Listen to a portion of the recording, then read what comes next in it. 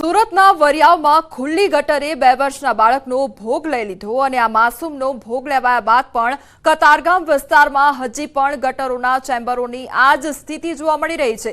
Drainage વિભાગના અધિકારીઓની લાપરવાહી હજુ કેટલા લોકોનો ભોગ લેશે તે સમજાતું નથી। અહીં સવાલ એ થઈ રહ્યો છે કે ડ્રેનેજ વિભાગમાં વર્ષે લાખો રૂપિયાના કામો ઇજારદારને સોંપવામાં આવે છે। આખરે આ રૂપિયા ક્યાં ખર્ચ થઈ રહ્યા છે આ જોતા ડ્રેનેજ વિભાગના અધિકારીઓમાં નિરીક્ષણનો અભાવ પણ જોવા મળી રહ્યો છે। મેયરના આદેશો છતાં અધિકારીઓ કામગીરી કરવામાં રસ નથી દાખવી રહ્યા। સુરતમાં ગટરમાં પડી જવાથી બાળકનું મોત થયાની ઘટનાએ સૌ કોઈને હચમચાવી નાખ્યા હતા। રસ્તા પર જ્યાં ત્યાં ખુલ્લી ગટરો બાળકો અને વાહન ચાલકો માટે ભયજનક હોય છે, ત્યારે અમદાવાદના કેટલાક વિસ્તારોમાં પણ આવી જ સ્થિતિ જોવા મળી। શહેરના નિકોલમાં ડ્રેનેજની કામગીરીને લઈને સ્થાનિકો હેરાન પરેશાન થઈ ગયા છે। નિકોલમાં ડ્રેનેજ વિભાગ દ્વારા છેલ્લા 25 દિવસથી ખોદકામ કરેલું છે। નબળી કામગીરી અને બેરિકેડ લગાવ્યા ન હોવાથી એક વ્યક્તિ ખાડામાં પડી ગયાની ઘટના પણ બની હતી। 2 દિવસ પહેલા એક બળદગાડું પણ ખાડામાં ગરકાવ થયું હતું। તો અમદાવાદ શહેરમાં પણ રસ્તાઓની બિસ્માર હાલત જોવા મળી રહી છે અને બીજી તરફ ખાડાઓ ખોદી દેવામાં આવ્યા છે। આ ખાડાનું પુરાણ નથી કરવામાં આવી રહ્યું, તેના કારણે જે સ્થાનિકો છે તે હેરાન પરેશાન થઈ રહ્યા છે। એક તરફ સુરતમાં જે ગટરમાં બાળક ખાબક્યું હતું અને મોત નીપજ્યું હતું તેને હજુ કલાકો પણ વીત્યા નથી અને અમદાવાદ શહેરમાં રિયાલિટી ચેક કરતા ત્યાં આગળ પણ રસ્તા પર ખાડાઓ જોવા મળી રહ્યા છે। ત્યારે આમાં પણ કોઈ પણ પ્રકારની દુર્ઘટના સર્જાય તો તેના માટે જવાબદાર કોણ તેને લઈને સવાલો ઉદ્ભવી રહ્યા છે, કારણ કે ત્યાંથી એ ખાડાની આસપાસથી કેટલાય લોકો પસાર થતા હોય છે। સુરતમાં જે રીતે અંધેરી નગરી ગંડુ રાજા જેવી પરિસ્થિતિ સર્જાઈ તેવી જ પરિસ્થિતિ અમદાવાદ શહેરની પણ છે।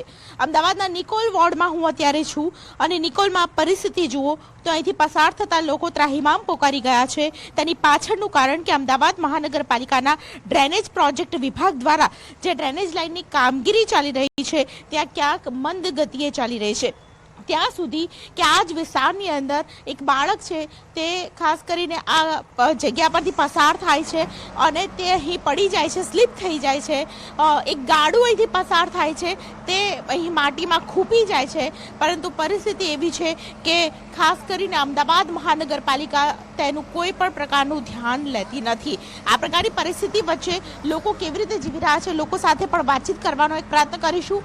આ કેવા પ્રકારની ઘટનાઓ અહીંયા બની ચૂકી છે, કેટલા દિવસથી આ કામ ચાલે છે? આ કામ લગભગ 20-25 દિવસથી ચાલી રહ્યું છે। એમાં એટલી ગંદકી આગળ થઈ ગઈ છે અને આ લોકો મચ્છર તો ઠીક છે પણ આ લાઈન નાખી એ પછી આજ 20 દિવસ થઈ ગયા। સામે પ્રાઇમરી સ્કૂલ છે, આંગણવાડી છે, નાના બાળકો લઈને કેટલા પડી જાય છે। અમારા હોમાં એક ભાઈ પડ્યો હતો ને તે બેભાન થઈ ગયો તો અમે એને કાઢ્યો અને લોહી લુહાણ થઈ ગયો હતો, એ બી ફોટા એમને બેડને આપ્યા હતા। અને બીજું કંઈ કાલે બળદ ઊંટગાળા હાથે આખો ઘૂસી ગયો તે અમારી હોમાં આગળ કામ ચાલતું હતું, હિટાચી વાળા મશીન વાળાને બોલાવ્યો, બીજા કોઈથી નીકળે એમ નતો, એને બેલ્ટ મારીને કાઢવામાં આવ્યો અને નિકોલમાંથી અત્યારે જવાની કોઈ રસ્તો જ નહીં। નિકોલની અંદર અત્યારે તમે જુઓ તો ડ્રેનેજનું કામ ચાલે છે, વરસાદના પાણીનું કામ ચાલે છે, એમ કરીને આ લોકો અણધાર્યું કામ કરે છે। આ લોકોને મોટા અધિકારીઓને ખબર નહીં પડતી હોય કે ભાઈ ગમે તે એક લાઈન નાખ્યા પછી રસ્તો ચાલુ એક સાઈડ રહે પછી બીજી નાખીએ, પણ અત્યારે એક બાજુ લગ્નની સિઝન છે। આ ગામમાં 3 જાન આવેલી છે, એક ગઈ છે, મહેમાન આવેલા હોય, ભાગોરે ઊભું રહેવાની જગ્યા નહીં, રોડ ઉપર આવવા જવાની જગ્યા નહીં, ઘણું બધું આ લોકોએ આયોજન વગરનું કામ કર્યું છે। અને આ મ્યુનિસિપાલિટી એમના નફા માટે આ સરકારના પૈસે, આ પબ્લિકના પૈસે સરકાર આ મ્યુનિસિપાલિટીના અધિકારીઓ ખાવા માટેનો આ ધંધો કરી રહી છે।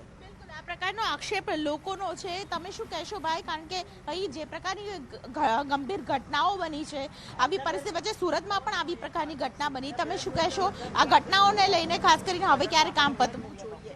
આ 25 દિવસ છે એક ધારું કામ બંધ, પાણી 15 દિવસથી સતત પાણી ગંદુ પડી રહ્યું હતું, કોઈ ધ્યાન દેતું નહીં, કોઈ સાંભળતું નહીં। અધિકારી આવી આટો મારી જતો રહે, કામ કરશું આમ કરશું। અઠવાડિયે એક ધારા બધા મંડાણા ત્યારે આ પબ્લિક આવી, કોઈ બોલનારું નહીં, કોઈ કહેનારું નહીં, કોઈ સાંભળનારું નહીં। અત્યારે ઊભા પણ ન રહેવાય તેવી પરિસ્થિતિ છે। કેટલા દિવસ સમયથી આવા પરિસ્થિતિ? આ દિવસ 15 દિવસથી આ સલંગ પાણી ભરેલું છે।